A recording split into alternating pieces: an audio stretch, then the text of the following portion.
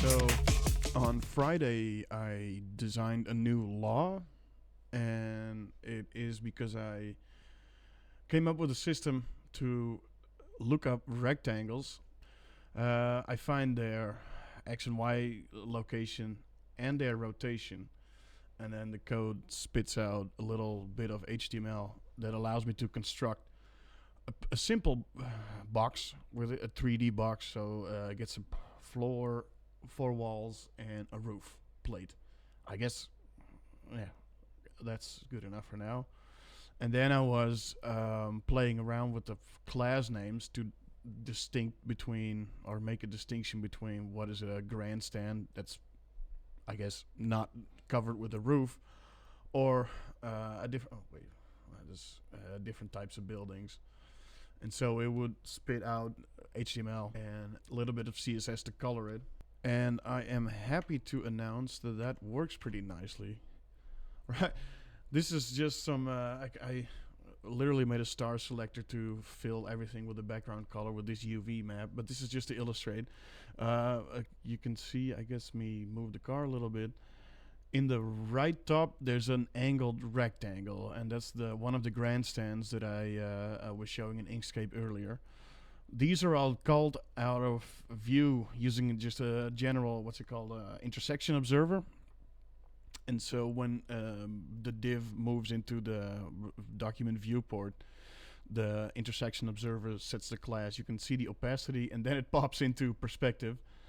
And this is just some margins and transitions for me to confirm that the IntersectionObserver works.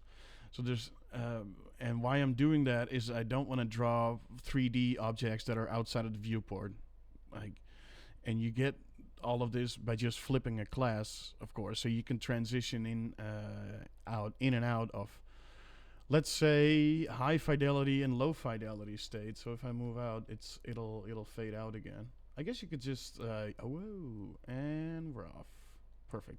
I guess you could use that as a gameplay feature, or like, you know, revealing the world around the player. So yeah, I actually have some textures for it. Ugh.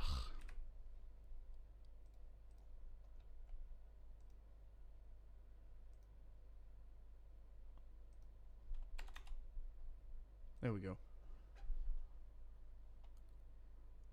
It's a lot of fiddling, but you get the idea. If you chop away at it hard enough. And then that wasn't enough for me, because I don't want to have to texture everything using PNGs or JPEGs and like keep a catalog of that. So then I expanded the laws of the world a little bit. There we go. That's my pride and joy. Can I show the grid there? Let's see. Instead of what in game development, what they usually say is, oh, you take the opacity of the fill, or maybe you have a scale of gray values that can allow you to determine the height of the building. But I didn't really like that. I didn't like that because it's too much of a hassle dealing with all the different permutations of colors that you can get back from Inkscape. It can be hex, it could be RGB, but then it could also be a URL to a pattern, or it could be a URL to a gradient, and it's just so much string manipulation to get the correct values out of opacity or a fill color. Plus, I might want to allow the designer to use the stroke and the fill colors for pattern colors or whatever. So yeah, the stroke doesn't exist in the 3D space anyway. We can discard of it, so I might as well use that.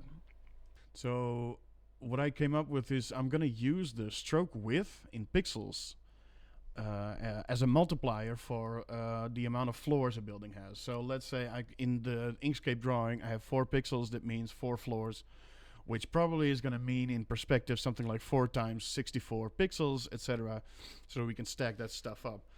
And then that allows me to use the stroke also for the grid on the facade.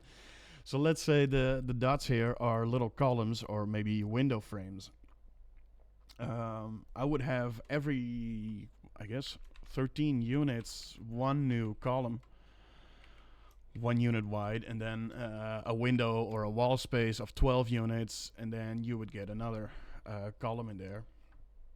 And oh man, so then you have to translate these numbers into the order of a CSS background image repeating a linear gradient.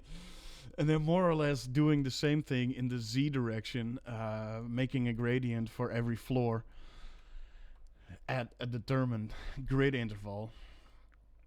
And then you can do cool stuff. So pardon me for showing off the fifth thing while I'm showing off the fourth thing, but